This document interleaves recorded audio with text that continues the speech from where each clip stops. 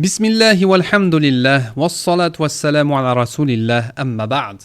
Bienvenue à tous les compagnons du Coran dans ce nouvel épisode de l'atelier sous la protection de la sourate Al-Mulk.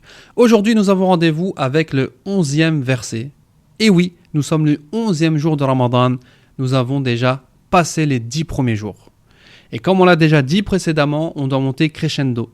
Donc, lors de cette deuxième décade, nous devons avoir des objectifs un peu plus hauts en termes de lecture du Coran, en termes de dhikr, d'évocation d'Allah subhanahu wa ta'ala, en termes de qiyam al-layl, essayer de veiller un peu plus tard, essayer de se lever un peu plus tôt, sans tout donner. Parce qu'on est dans la deuxième décade. Mais la plus importante, c'est la troisième décade. Et comme le prophète sallallahu alayhi wa sallam l'a dit, « Innamal a'mal bil khawatim » les actes ne valent que par leur fin. Donc on doit finir de la meilleure des manières ce mois de Ramadan. Donc là, on va faire plus d'efforts, mais on ne va pas tout donner, Inch'Allah. On donnera tout pendant les 10 derniers jours pour pouvoir atteindre, bi'idhnillah, laylatul qadr, selon les meilleures conditions, que ce soit physiques et spirituelles. Pendant cette deuxième décade, on doit multiplier également les aumônes. Et pour ça, je vous donne un projet qu'on a mis en place, la famille Vivre le Coran, avec l'association Siqaya. Et ce projet, c'est de venir en aide aux familles sinistrées des tremblements de terre du Maroc avec des colis alimentaires et autres. On compte sur Allah subhanahu wa ta'ala et on compte sur vous pour pouvoir boucler cette cagnotte, Inch'Allah. Vous avez le lien dans la bio.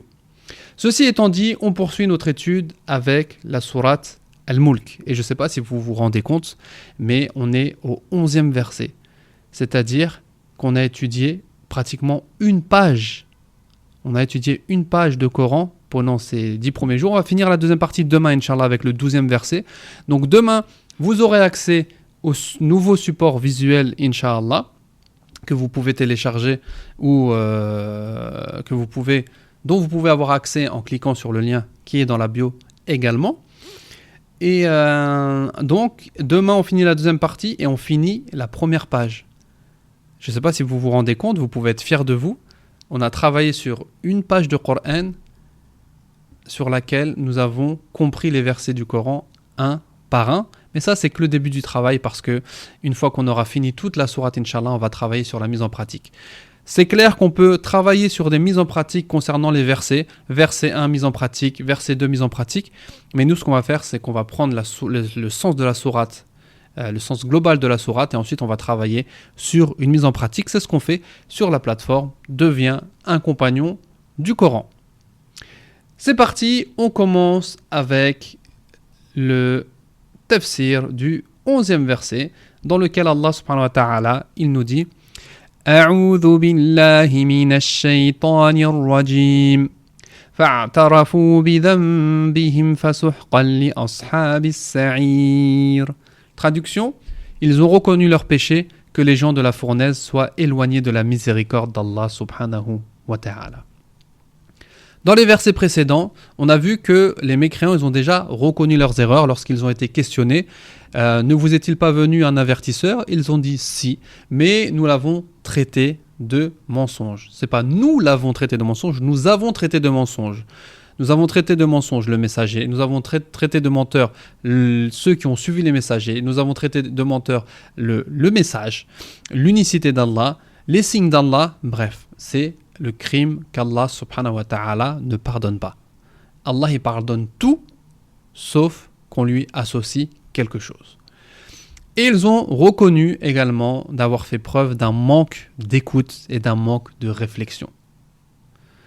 Ils ont dit, si nous avions écouté et si nous avions réfléchi, nous ne ferions pas partie des gens du feu.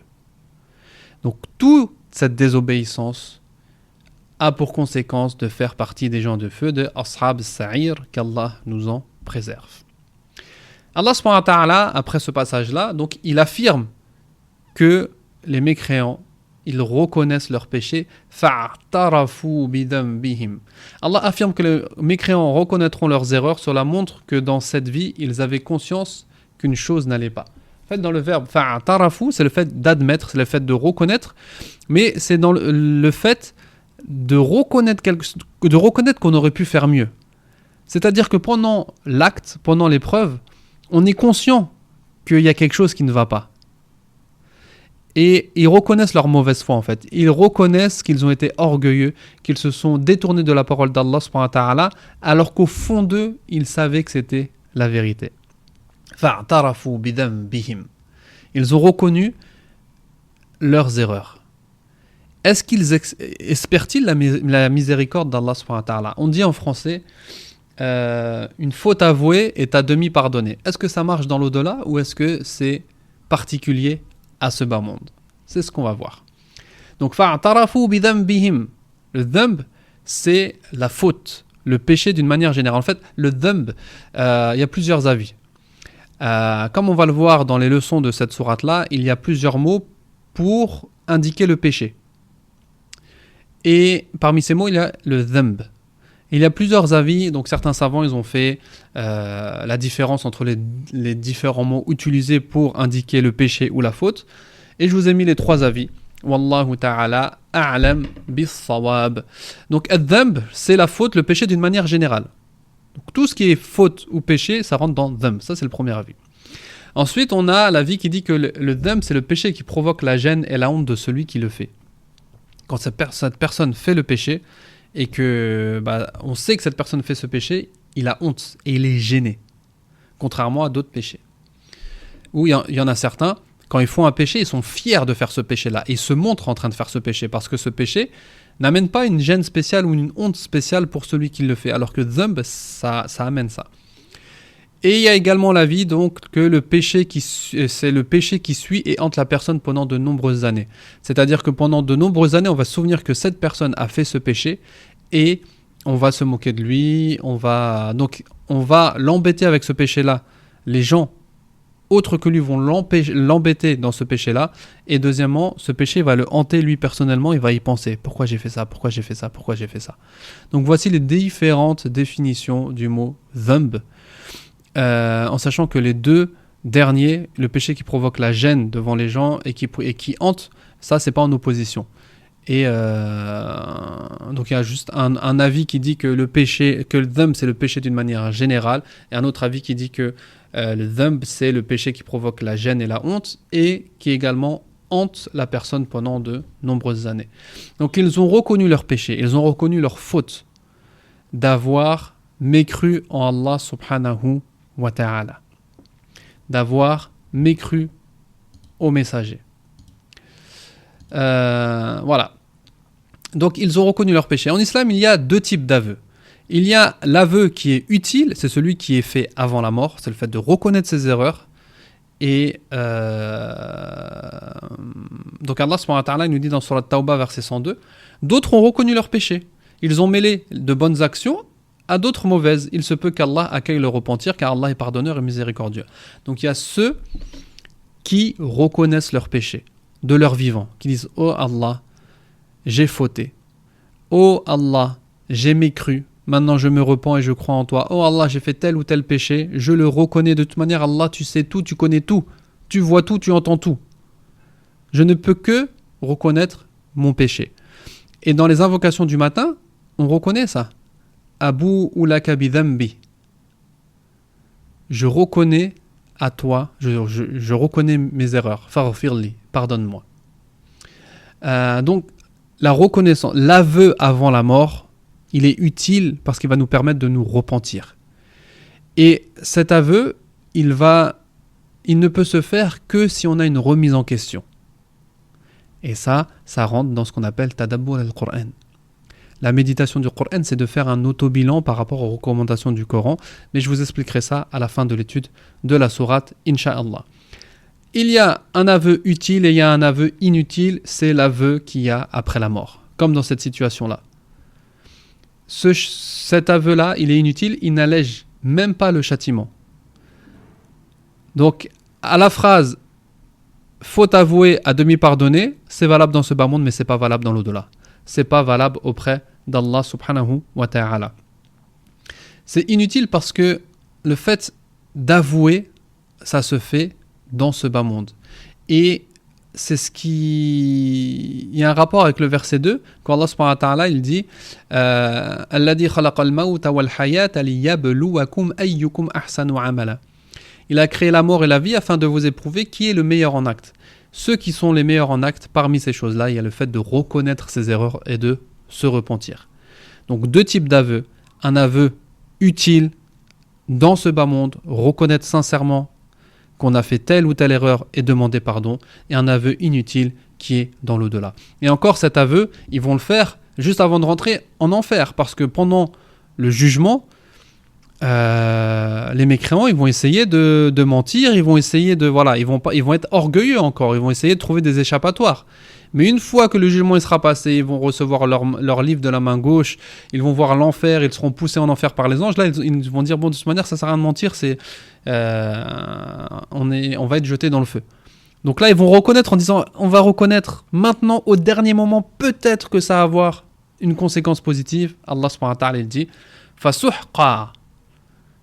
C'est une invocation qui a pour sens qu'il soit éloigné de la miséricorde d'Allah. Bima'na bu'dan.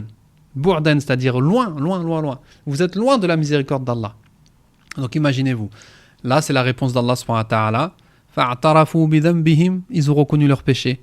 Vont-ils avoir quelques conséquences positives? Fasuhqan li ashab as-sa'ir. Fabu'dan li ashab as-sa'ir. Qu'ils soient éloignés de la miséricorde d'Allah parce qu'ils ne seront pas touchés par la miséricorde d'Allah subhanahu wa ta'ala.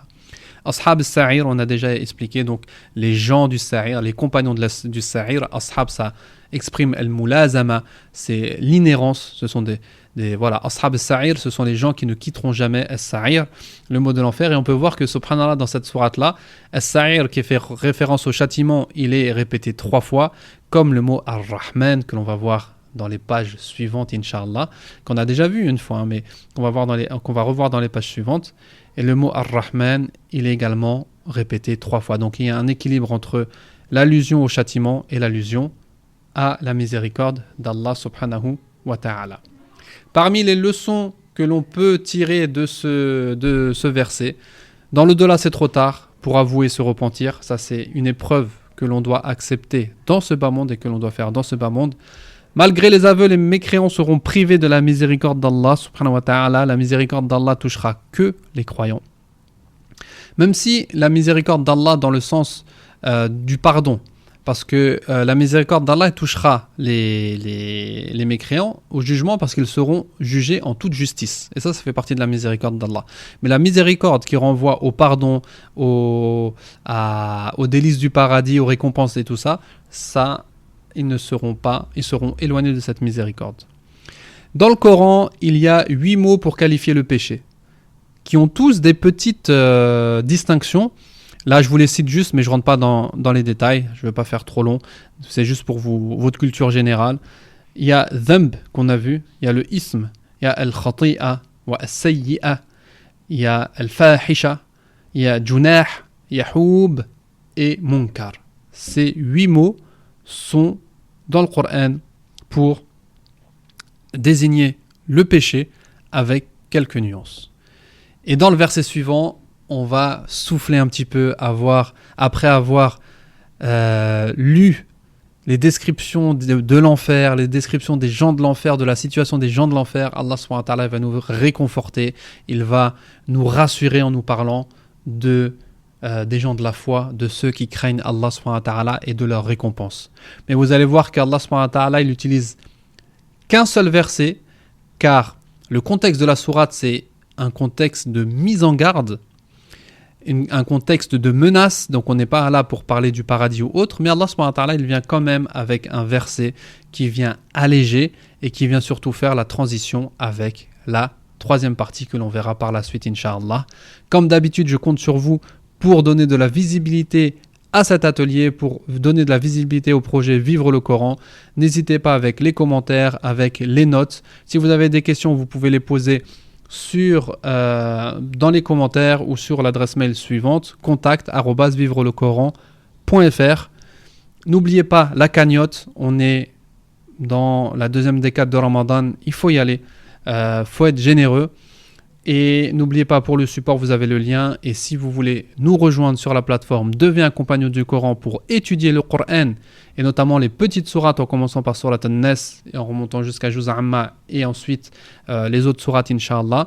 De la même manière que l'on fait avec Surat Al-Mulk, verset par verset, pour arriver à une mise en pratique, rejoignez-nous sur la plateforme en cliquant sur le lien suivant, Inch'Allah.